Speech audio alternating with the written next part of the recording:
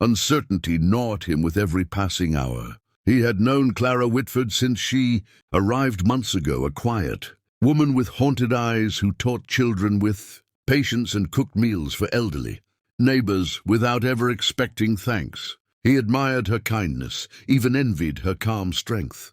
But he also understood the precariousness of frontier life. One wrong decision, one spark, could ignite violence that would consume lives on both sides. And now she had taken in a Sioux baby belonging to someone who might already be searching. The sheriff rubbed his forehead, muttering to himself, "Why couldn't she leave well enough alone?" But deep down, the answer was clear. Because leaving the helpless alone was something decent people simply couldn't do. Still, he feared that before dawn, the situation would reach a point beyond his control. Meanwhile, the baby stirred against Clara's chest, tiny fingers clutching her blouse. Clara felt the faint tremble in his limbs, the lingering echo of fear no infant should carry. She gently rocked him, her voice low and soothing. "Hush now. You're safe with me." But then came a soft thud against her door. A second thud, deliberate and slow, as if a tense hand was testing the wood. Clara's breath caught. The lamplight flickered. Outside, the wind had gone still, as if nature itself was waiting. She rose cautiously, cradling the baby in her arms, and moved toward the door, her heart pounding with both dread and a strange anticipation. She reached for the handle, hesitated, and listened. Nothing. Only silence thick, enough to smother breath. She exhaled shakily and backed away.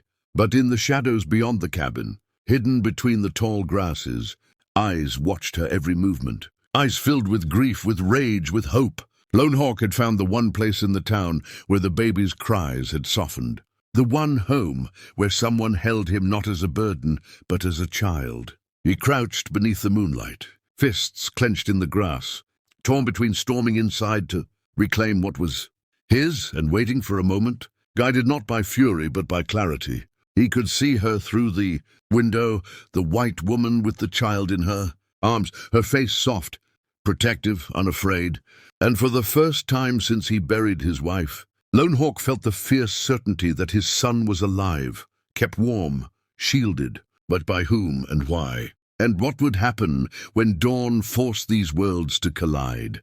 Fiercer than sympathy, she had protected children before, students frightened by thunder, orphans she had nursed during her volunteer days, but never had she felt this primal, bone-deep certainty that she was the only shield standing between innocence and the jaws of cruelty. Outside, the voices of the townsfolk drifted through the thin cabin walls, angry, restless, buzzing like insects stirred by agitation. "She's brought danger," someone muttered. "A war party will come for him." Another voice chimed in, harsher. "She's a fool. Should have left that child where he was." Clara's fingers tightened, protectively around the baby, and she whispered, "I don't care what they think. You're safe here." But even as she spoke the words, her mind churned with unanswered questions. Who had placed him in the street? Why had his mother not been with him? Why would anyone harm a baby? And beneath those questions pulsed the quiet fear.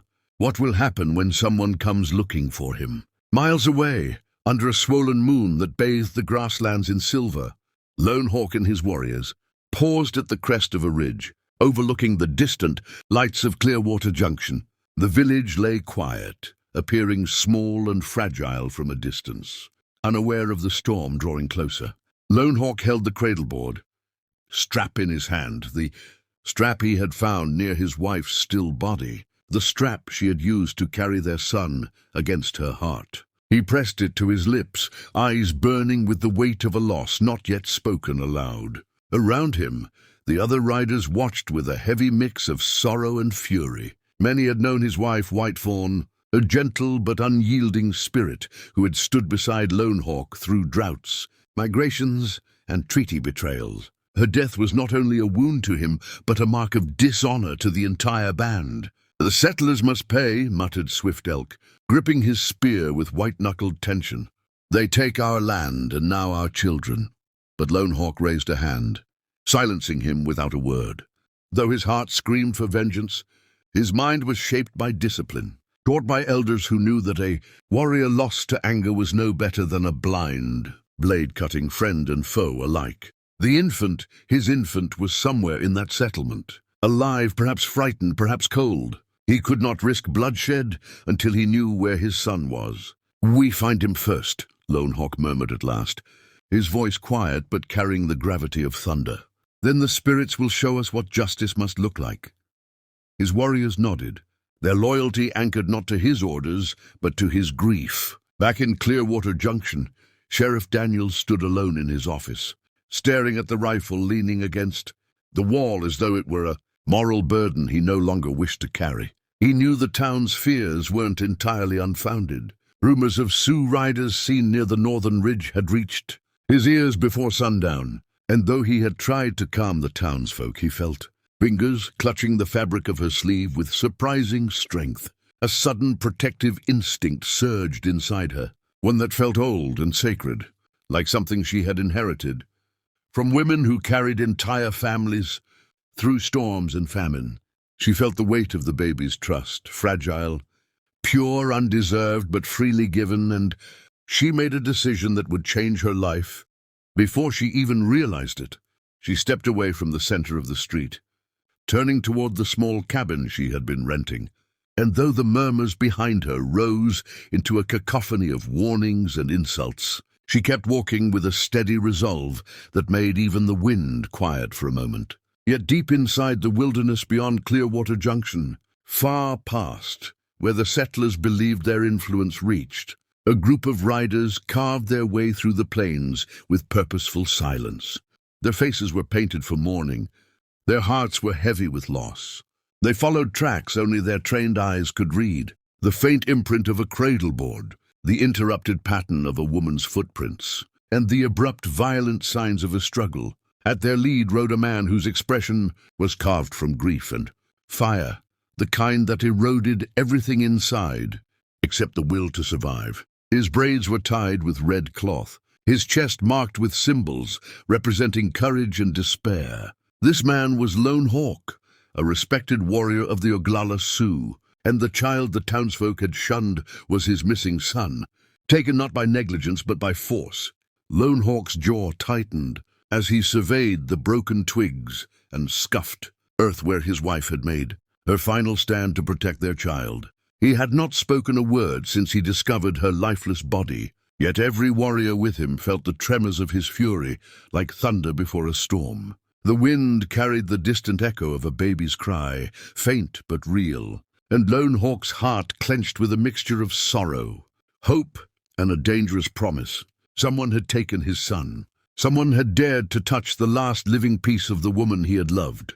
And whoever they were, soldier, settler, trader, thief, they would answer for it. But neither Lone Hawk nor Clara Whitford yet knew that fate had already woven their stories together, that the child she now cradled would become the bridge between two worlds destined to collide. Night fell over Clearwater Junction with a weight that felt almost alive, a thick darkness settling across the plains like a curtain closing before a new act of fate.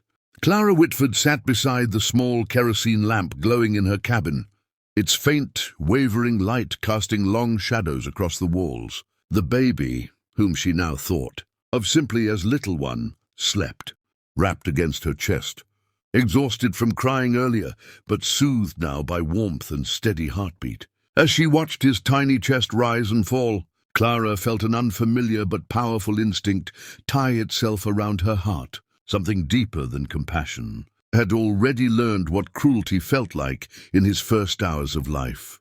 She gently lifted the small blanket someone had thrown carelessly over him, recognizing the traditional beading that indicated care, family, identity. Someone had loved this child deeply, she realized. Someone had wrapped him in meaning. Someone had not abandoned him willingly. A hush fell over the onlookers as Clara gathered the infant into her arms. The baby's crying softened immediately, as though he sensed that at last someone touched him without disgust or fear. Rustling whispers rose behind her, quickly escalating into sharper voices, complaints, warnings, judgment. "Leave that baby be, Miss Whitford," barked Mr. Alden. The blacksmith, wiping his soot-covered hands on a rag as though preparing to clean. The world of her mistake. Ain't right for a white woman to be holden. An Indian child. Others murmured agreement. Bad luck. Dangerous. The Sioux will come looking. She'll bring trouble on all of us. Clara felt the weight of their eyes, the steady pressure of their prejudice. But she only held the baby closer, instinctively shielding him from the world that had already rejected him. She rocked him gently, whispering soft reassurance into his tiny ear, the same way she had once done to comfort siblings, lost long before they had the chance to grow. Grief taught her tenderness. Tragedy taught her courage. She stood slowly, letting her gaze move calmly across the hostile faces surrounding her. "He's a child," she said, her voice unwavering though her heart pounded. "A crying baby, and if nobody else will comfort him, I will." The crowd reacted as if she had spoken something dangerous, something forbidden. Mothers pulled their children closer. Old men spat into the dirt. A few young cowboys laughed under their breath, eager to mock what they didn't understand. But Clara did not move an inch. Her arms were firm, her stance unyielding. The sheriff, a broad-shouldered man with a graying mustache, stepped forward with an uneasy expression. Sheriff Daniels was not cruel by nature, but he was a man shaped by fear and by the politics of towns that survived by treating outsiders as threats. He rubbed his temples before addressing her, choosing his words like stepping stones across a river he didn't want to fall into. "Miss Whitford, you don't know who that child belongs to. You don't know what trouble this could bring. Best to let things be." But Clara turned her eyes to him, their quiet determination striking him harder than any argument. "And if it were your child," she asked softly, "if your baby lay crying in the dust, would you want people to let things be?" For a moment, an uncomfortable silence rolled across the street. It was not the silence of agreement, but of shame. Shame that people rarely admitted. Shame that hardened into resentment instead of reflection.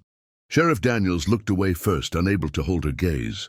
Clara adjusted the baby in her arms, his tiny. The prairie wind moved like a living breath across the vast plains, stirring the tall yellow grasses into waves that shimmered beneath the waking sun. And on that morning, one that would soon be remembered in whispers, judgments and legends, it carried the thin, desperate cry of a baby no one dared to claim. The settlement of Clearwater Junction was already bustling with its daily prejudices and routines.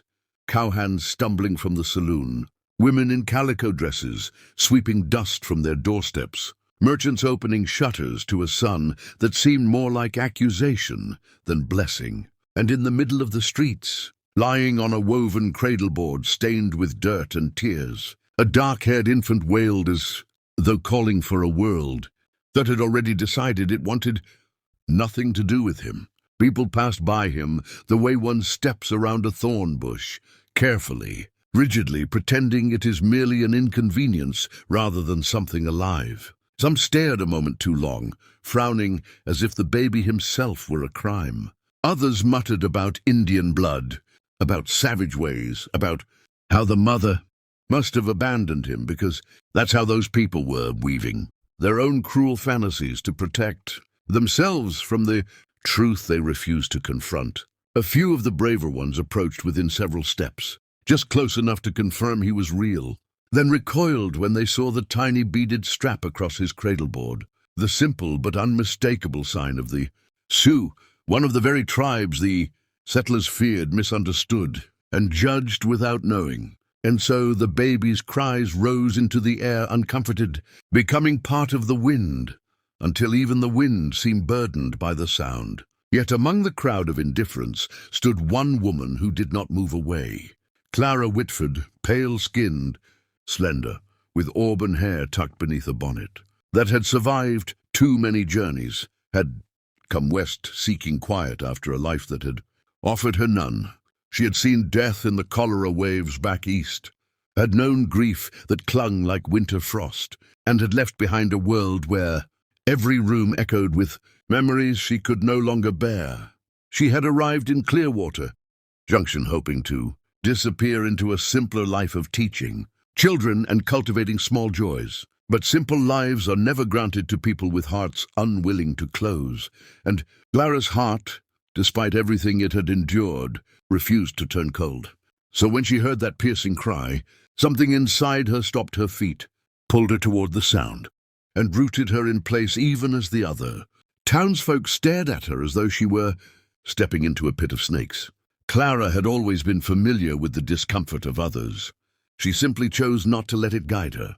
She moved forward, her boots stirring the dust around the cradleboard, and knelt beside the child whose face was damp, flushed and utterly terrified. Her hands trembled as she reached out, not with fear of the baby, but with fear that he